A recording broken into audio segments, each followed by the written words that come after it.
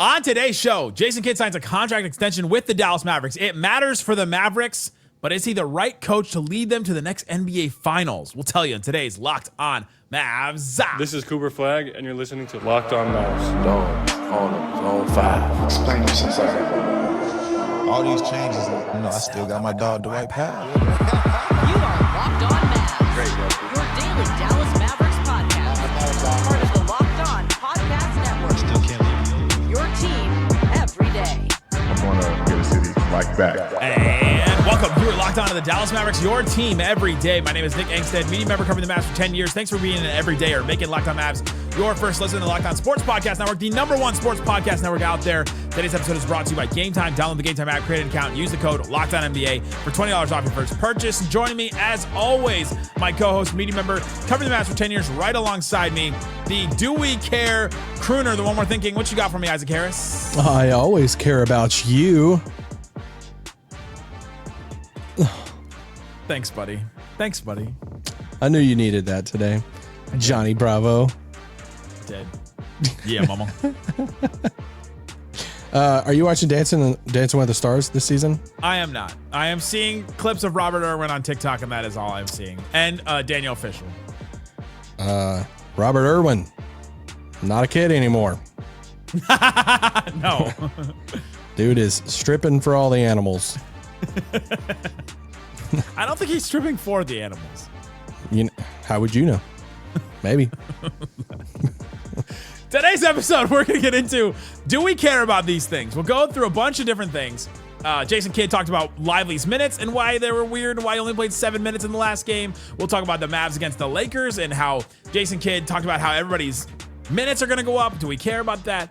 But let's start here, Isaac Harris. Jason Kidd and the Dallas Mavericks agreed to a multi-year contract extension. According to Mark Stein, Kidd drew interest from the Lakers and the Knicks. Who talked about this for like multiple weeks over the offseason and people were upset about it? First I've heard about that. Over the past 2 summers, and Dallas has now responded with a contract extension both times that Jason Kidd had interest from other parties. I'm just going to answer the question straight up. Do we care? Yes, we care about this. Because this is what was going to happen all the time. We said this, that Jason Kidd, when he needs a contract extension, a team will emerge that is interested in Jason Kidd and his services. And that will happen. If Jason Kidd doesn't have a contract in front of him, things will happen. Things will all of a sudden pop up. And I don't exactly know what else he would have done after this, but this was always going to end in some kind of Jason Kidd contract extension. And honestly, I'm fine with it. Yeah, no, I mean, I think there was a path that there wouldn't be a contract extension. I thought I put this in our Locked On Mavs Insider program today in a text. I was like, I thought this was going to happen like a month ago, and then it didn't happen. And then it was just like, all right, this is kind of weird. It didn't happen. Didn't go through, whatever it was. And then we're starting to get closer to the season. Media day gets there. Still doesn't have an extension. There's media day and like the player interviews and stuff, but then there's always like the little sub narratives that's going around, team employees to other media people that has different sources. So we're all just kind of talking with each other about different things. And that was one of the few things that I talked about with a couple of people of like, hey, what's going on with this Kidd extension? Like, still hasn't happened. Yeah. And at that point it was like, I don't know what's going on. Like we could be going to the season with no extension. And it's like, hey, if there was no extension that was going to happen, then I was like, all right, we're looking at next summer as Kidd's going to be looking elsewhere again. And it's probably going to be resulting in him barring a finals, visit or something like that. He could be looking elsewhere next summer. But then bam, this news came out today and new extension for Jason Kidd. And honestly, I think the Mavs need some stability. They've had so much change, and however you feel about Jason Kidd, the players like him, people around the league, as far as other players like him and respect him and playing for a coach. I think it was it D'Angelo Russell? Maybe it was D'Lo that referenced like whenever you're coming here and you're playing for the Mavericks and he's like, you got a guy like Jason Kidd that's played before and been this like all-time great player. About structure. Yeah, so it's like this extension gives some stability, gives some structure for these players now, for some players that are looking to come here in the future, and so I get it. And yeah, there's no questioning and wondering and stuff. Obviously, if the season goes south and things go wrong and it's just not working out and all this stuff, we've seen, extensions not mean a ton, but this does give some vote of confidence to Jason Kidd moving forward.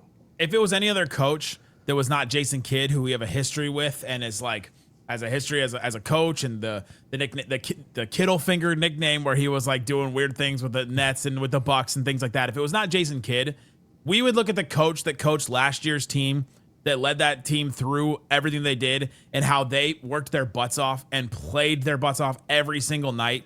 We'd look at that coach and be like, these guys are going out there and ride and dying for this coach right now. That's what we would be saying about the coach, right? And I don't think I gave him enough credit for that last year, because if it was a different coach, I would have been given. Like if it was a brand new up and coming coach, like Jordan Ott, who just got hired by the Suns or whatever. Like we would give him all the credit because those guys were playing hard for the coach. Because who else were they playing hard for, right? Like Kyrie was out, maybe Anthony Davis only played 9 games, so those guys were playing hard for him. And honestly, that's all you want to get from a coach, is to get guys to play hard and to get them to play hard, play in line, and play together.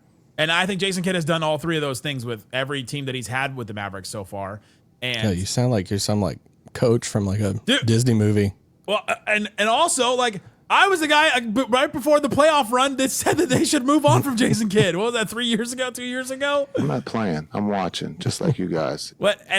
And it has been completely different since then. He has led a team to the NBA Finals, and a team that really stepped up defensively, even though they didn't have the best personnel to do so, and they did. And then he led the team through last season and all the craziness that was that, and they played really hard. And like I think Jason Kidd has done a good job with this team. And now this is a brand new team, and he's getting another chance. And the Mavs are investing in Jason Kidd for that stability, is what you just talked about. Yeah, and like you said, it's a results based business too. It's not like you just hired a guy 3 or 4 years ago that has all these relationships and there's been no success. He's went to 2 conference finals and he's been to an NBA finals.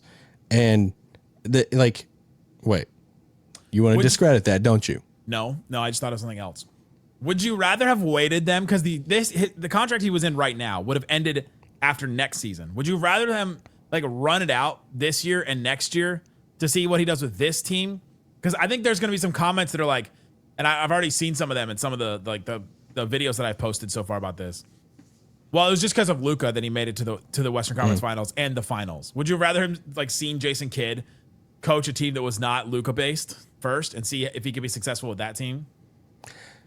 Yeah, for sure. I mean, because this is a new challenge for him here, right? I mean, he said before, I think it was before that game in Fort Worth, of like, someone asked him about this new team, new roster. And he's like, you play to the strengths of your roster. And for his whole time here in Dallas, he's had this offense and team built around one player for the most part. You bring Kyrie, there's good supporting pieces, but it's like now you have this team. They're rebuilding everything. An offense, it's defensive focused. It's more size out there on the floor. It's just completely different than what he's been coaching before. So, and I think he's excited for it. I think it's been documented out there that Kidd. I don't even know where to go. No, what's been documented? What's out there? No, I think he's. I think he's going to really enjoy. I think he's really looking forward to this roster that's ready to compete on defense and this more ball movement and all of that. And so I think that's a part in there. But what I was going to say a while ago, it's not like you hired somebody for all the relationships and you didn't have the stuff to prove it. He did go to a conference finals. He did take him to an NBA finals. So however you feel about Jason Kidd, there's been results there. And now you have a brand new coaching staff with him. You have a brand new different type of roster and all of that. So I think it's a different type of challenge for Kidd and his coaching. We're going to see what Kidd's coaching is all about. I think this year, this is the test to see how good of a coach Kidd is. I get the roster is, there's a lot of good players on the roster and it's a deep roster and all of that, but there's going to be some tough decisions with lineups and styles at times that he's going to be making some tough decisions. And when they lose, everybody's going to be throwing a fit of like, you didn't bring AD back in, or you should have went small. He's so stupid. And like, he's going to get just obliterated every time they lose because there's going to be roster and playing rotation decisions that he could have made, or it could have went a different direction. So I guess the question I throw back to you is, would you rather have Jason Kidd or Giannis? Coaching the team? I was going back to the Brad Stevens or Giannis. Brad Stevens, the Chris Mannix. Chris Mannix, baby. Coming up, Jason Kidd. Are we sure that Jason Kidd and Nico Harrison are completely aligned going forward 100% after his statement? I have a question. We'll talk about that coming up. Today's episode of Locked On Mavs brought to you by Monarch Money. Monarch Money is there for you if you're somebody that is like, I don't know how to keep track of all my different financial accounts. You've got savings account, credit cards, debit card, checking accounts. You've got 401k, maybe you've got student loans still hanging on. You've got all kinds of different things that you're trying to figure out. All right, how do I keep this all sorted and all together? Whether it's 401ks, properties, investments, when you don't have the full picture, you can end up leaving money on the table, and you don't want to do that. Monarch Money is helpful. It does the heavy lifting for you. You can link all your accounts in minutes. I've done it myself. It's very quick. And then you can see clear data visuals, get smart categorization of your spending, and finally feel in control of your money without ever touching a spreadsheet. Don't let financial opportunities slip through the cracks. Use the code LOCKEDONNBA at monarchmoney.com in your browser for half off your first year. That's 50% off your first year at Monarch Money with the code LOCKEDONNBA to get control of your financial your financial situation right now. Also brought to you by Game Time. Game Time is there for you when you want to go see things and go do things and go to concerts, games, all kinds of great stuff. Basketball season is here, and nothing beats being in the arena for those opening games. Nothing like being in the AAC, hearing the screams of Sean Heath as he introduces the starting lineup, getting to feel the crowd. There's just nothing like it. And I got told by one of our texters today that Mavs games are cheaper than they were last season so far, as he's been looking through some of the games. So, and I'm sure they're cheaper on Game Time right now too, because Game Time has all kinds of great things that you can use. They have their deals. You can go check out. They have the different color coded things. We can see how good of a deal each seat is. You can see the views from your seat. They have their zone deals. You can pick the section, and Game Time picks your seats, and you save really big on that. You can even find NBA tickets for under $25, which is awesome. Take the guesswork out of buying NBA tickets with Game Time. Download the Game Time app, create an account, and use the code LOCKEDONNBA for $20 off your first purchase. Terms apply. That's code LOCKEDONNBA for $20 off. Swipe, tap, ticket, go. Shut it down! Let's go home! Thanks for hanging out with us on Locked On Mavs, being part of the show, part of what we call the Raccoon Squad. That's our listeners listening every day. Appreciate you for checking out the show. If you want to subscribe to the text line, the Insider program, like Isaac said, support the show, get text from us, text alert on every Mavs rumor, news updates, game previews, Q&A, stuff like that. There's a link in the description. Also, you can get it from the QR code on the screen. All right, Isaac, do we care about these things? We're talking about Jason Kidd and his contract extension that he signed. And one of the questions that we had in this offseason, especially after the Luka trade and for some other reasons, we wondered if Kidd and Nico were on the same page about all this, about this whole going forward with the Mavs, about the Luka trade, about the way that the roster was going. They've had some things in the past with, like, one of them wanted JaVale McGee, one of them wanted Christian Wood, and that really didn't work out. And there's been some back and forth. Jason Kidd had this statement to say about his contract extension. I'm grateful for the belief that Patrick and Nico have in me and the trust we've built while working together to construct a team that Dallas can be proud of. We have a great group of basketball players here. A great group of players here who love basketball. I wish he said basketball players. That'd be hilarious. Are talented and coachable. There's mutual respect across all departments, and Patrick and Nico set the tone for what we were trying to accomplish here. It's even more special I continue to coach a team that drafted me and was able to win a title as a player with. I'm looking forward to what's ahead and continuing to work towards bringing another championship back to Dallas. Do you think it was on purpose that he mentioned Patrick and Nico multiple times in this together, and that they're the ones that are running the show? Yeah, I mean, they are running the show. So I think this, to me, I think this not the statement doesn't matter, but I think that the Nico making an investment in Jason Kidd matters, because I was curious to see if Nico was going to want to bring in his own guy. Now that Cuban is gone, remember Nico brought in, like, they were kind of a package deal. I think. Are you sure Nico made that decision today? Who else would have made it? Dumont? Yeah. Friend of the show? No, I'm not. I'm just saying. That's all I'm saying is like. Well, that's the question. And so now are we confident that Nico and Kid are on the same page going forward? I wouldn't say like confident. I mean, once again, completely wrong. I could be completely wrong on that. This part is not. In the past, they've not been on the same page all the time. Right. There's been some clashes there. What it is now, I'm at this moment, I don't know. Maybe they went to Ascension and things are good now. Deals do happen. And I'm not saying that Dumont made he made the extension. It could have been a Nico thing. But I'm saying it wouldn't shock me if this wasn't, if it came out and said, it said that Nico didn't drive this and all of that. That wouldn't shock me either. I just think that's a question going forward. And if it is from Nico, then it does squash it and says, all right, well, then he's committed to Jason Kidd going forward. And all right, now they're on the same page. If I'm completely wrong, someone from the front office, reach out to me. Let me know. Let us know. Let us know. They're on the same page. All right, give me something else. Do we care about this? Do we care that the 45th anniversary logo and the Whataburger logo looks the same?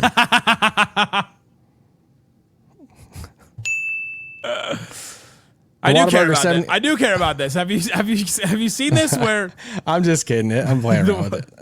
It's Whataburger 75th anniversary year. It's the Mavericks 45th anniversary year. They both did kind of something with the 5 and that look in their like anniversary logos, and I was like, whoa! My like brain exploded because they were like oddly. How's Whataburger 30 years older than the Mavericks? Oh, so old. No, I'll say this. Do we care?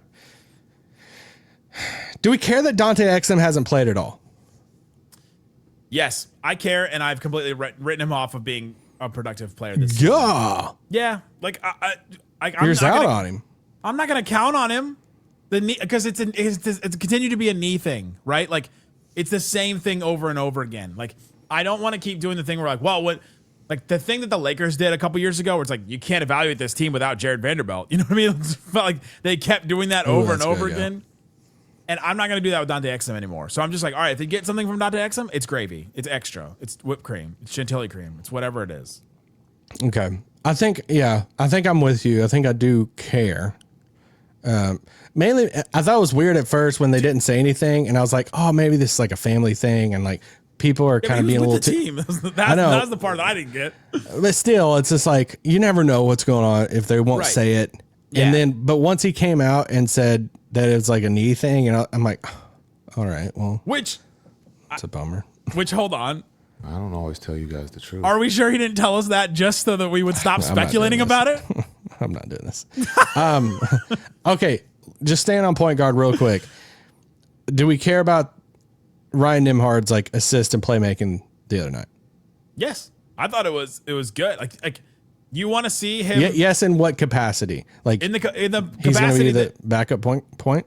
Well, in the capacity that Jason Kidd said he's going to try to play him more with the starters, and that he wants to see that group more. And so the Mavs need somebody like that, right? I had hoped that Exum would be some kind of like steady playmaking point guard for him a little bit here and there.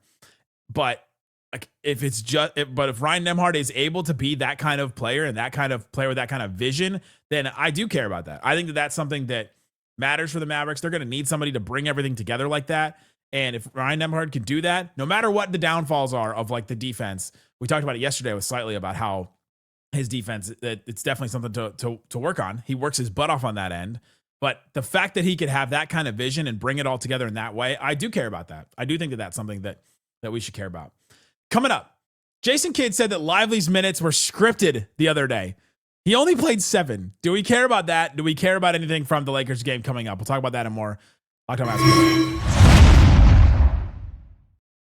Today's episode of Locked On Mavs brought to you by FanDuel. FanDuel Sportsbook has all kinds of props and odd things that you can use to get in on the action. Go check out FanDuel right now. If you're a new customer, you can get $300 in bonus bets if you put down your first $5 bet. My Bengals are playing the Steelers. Bengals 5.5-point underdog against the Steelers.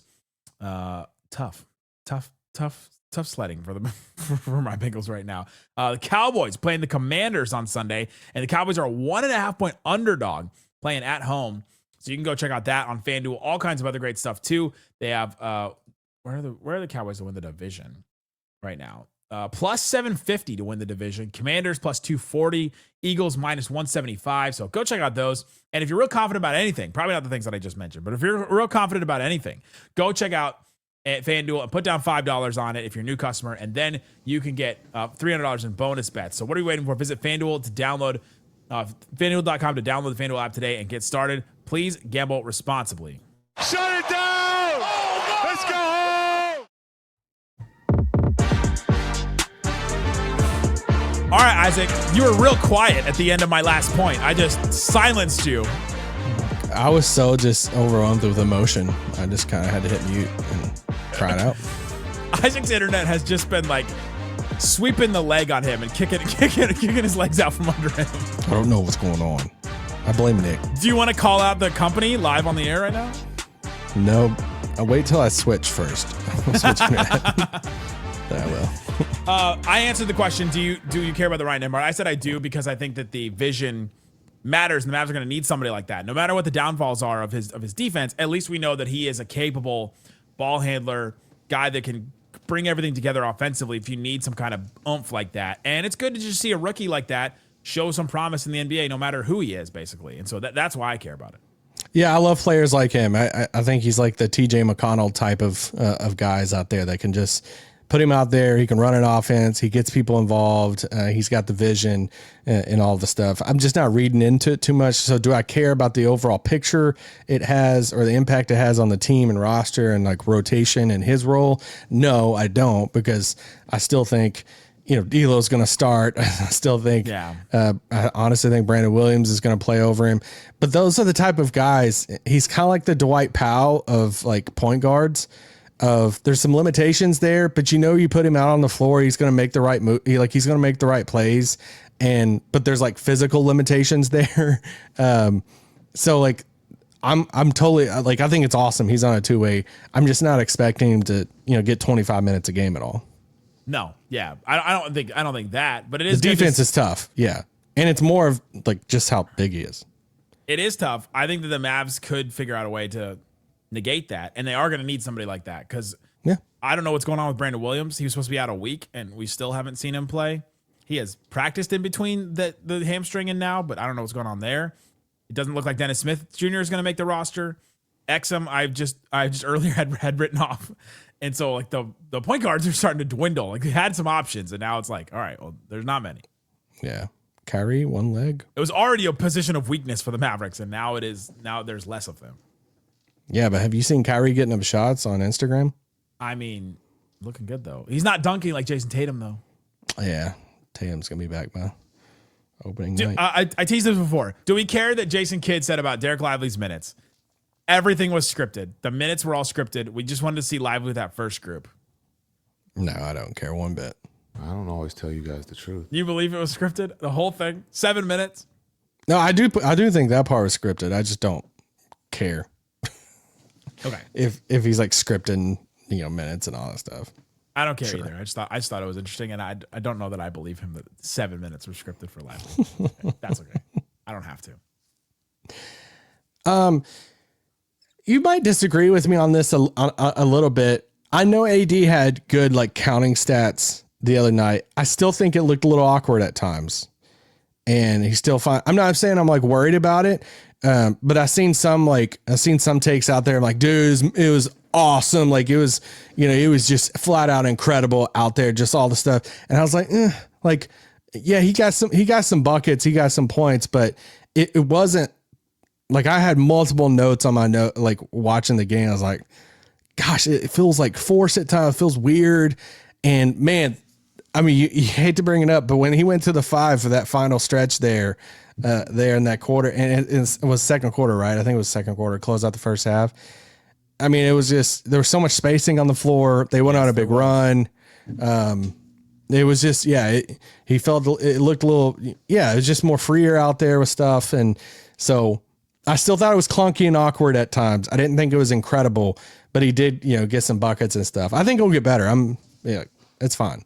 I just didn't think it was like amazing. So wait, what are you saying you do or do not care about? I'm saying, do we care that he looked? Do we care that he looked awkward at times, and it still looked clunky? No, I do not. Okay.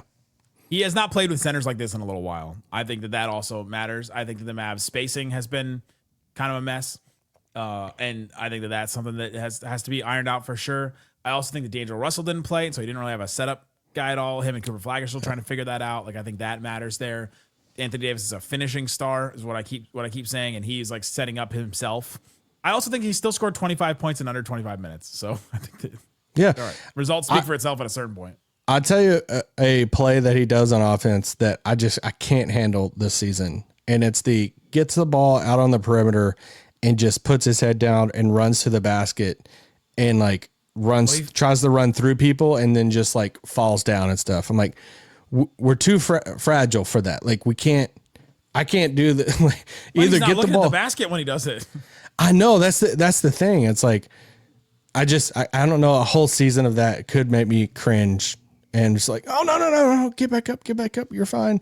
Kind of like when Cooper landed on that dunk and I thought I was going to he stepped on that ball and all of a sudden I was like, oh my God, my heart drops so fast.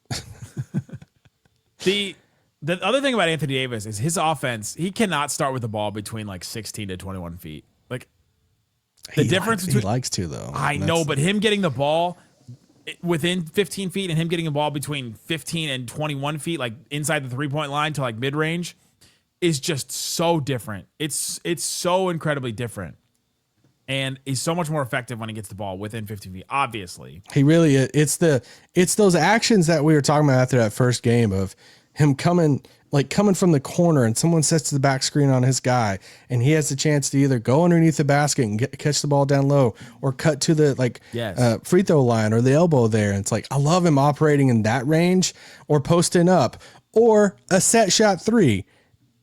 If it's the ISO out AD from like the 3-point line or like you said, from 19 feet out and it's like, all right, go make a play. If that feels inefficient, it feels like we're going back to Porzingis days of trying to like force that to happen. And I guess that's part of the AD experience, but he's still really good. I'm not like all this stuff. I want to see how they work some of that out. Well, we're seeing how he's maximized. He's incredible when he gets the ball within 15 feet. Yeah. It's like, well, you just don't want him to start. I just don't want him to start the moves from there. And this is what we've talked about with the ball movement of the new offensive system. When AD gets the ball and tries to like create right in that no man's land, basically, that's where the offense wasn't as good. But when you get movement, when you get off ball movement, like you were saying, that's what it's got to be. And I think that's some of the stuff they're still working out, which it's just three preseason games. Ultimately, I don't care about some of this stuff. I feel like some people are jumping to some huge conclusions already. And I'm like, I don't care. I need to see some weeks in the regular season when these games are counting before I really start to form some like strong takes. Do you have any more? Do you care about Pablo and Mark? I do not anymore. I'm out. I know it feels I should because there's got to be a reason why Mark Cuban is so in on this thing, because Pablo Torre has the podcast where he's been breaking down and reporting on the story about the Clippers and aspirations and circumventing the cap and all that. And Mark Cuban has just been defending his Shark Tank off. Like defending Steve Ballmer over and over and over again, and went on his show today and like Pablo started off the whole episode saying, Mark, do you know how many tweets you've tweeted about this? Do you know how many words? And he was listing off the numbers. And then Mark was like, was it over 1,000? Oh, it was like 17,000 words. But he's written a term paper about this on Twitter. I'm still invested into the story. I don't know why I'm still sucked into it. I've consumed most of the reporting on it from Pablo Torre and stuff. And I still don't understand why Mark's so dead set on it, but Mark is so hook, line, and sinker in their pod today of them two just arguing in person, but in like kind of a respectful way, but it was like straight on arguing. And I was locked in. I know it doesn't matter. I know it's stupid for a lot of people, but I was locked in. I was like, who's making the best argument right now? And they were both making arguments. Who both did you think won? Honestly, don't know. Honestly, I really don't know. Cause Mark uses so many terms that I just don't No, because I'm just dumb. And Pablo Torre is like speaking more like I am of like, Mark, you think that's just a coincidence? And they're just like kind of go back and forth. But it was great. I was locked in. So if that's your thing, do we care about it? I still do.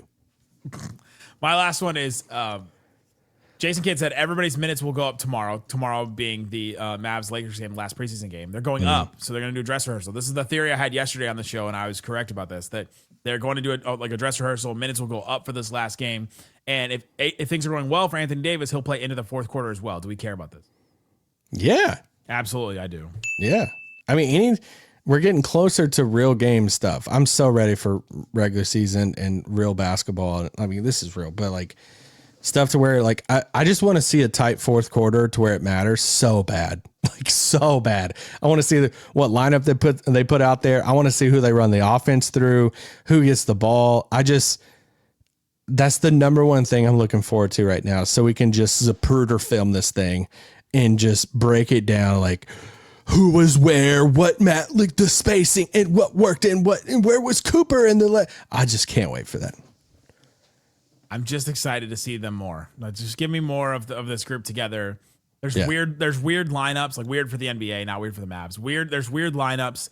There's intrigue with Cooper Flagg every time he touches the ball and every time he's on the floor. There's Anthony Davis. You got to figure out. There's just all kinds of intrigue with this Mavericks team, especially with the starters. And I'm PJ Washington, I think, is just flat out balling right now. Looks so good. And I mean, when someone's playing that good, you're like, crap, it's hard to like keep him off the bench. And yeah, or keep him on the bench. Yeah. Sorry. It's hard to keep him off. He has to be one of the best players in the league coming off the bench, right? Like, I think so. I mean, and we haven't even seen Gafford yet. Yeah, I forgot about that. Tomorrow, we'll have more on the Mavs-Lakers game. We'll have a post-game show. We'll break that down. We're not sure if Luka's going to play or not. He's playing in this game tonight. We're recording this on Tuesday. And so against the quote-unquote Suns, you should go look at that Suns roster. It is quote-unquote Suns. Some of these preseason games, I don't know why they're playing them. Like the Wizards and the Knicks played a preseason game where Marvin Bagley had like 18 and 12 and was like the best player on the court. Because it was all the second and third string guys from the Wizards and the Knicks. I don't even think we can make fun of the Kings anymore. So, well, he's not on the Kings; he's on the Wizards. So I know, but I was thinking about the song, "The Baffling Kings Took Bagley Over Luka." And shout out to Matt George, guys. Thanks so much for listening to Locked On Mavs. We'll be back tomorrow with more on that game. We'll have a post game show, so subscribe wherever you're listening, watching this. Thanks so much for listening to Locked On Mavs. The Baffling Kings Took Bagley Over Luka. Boom.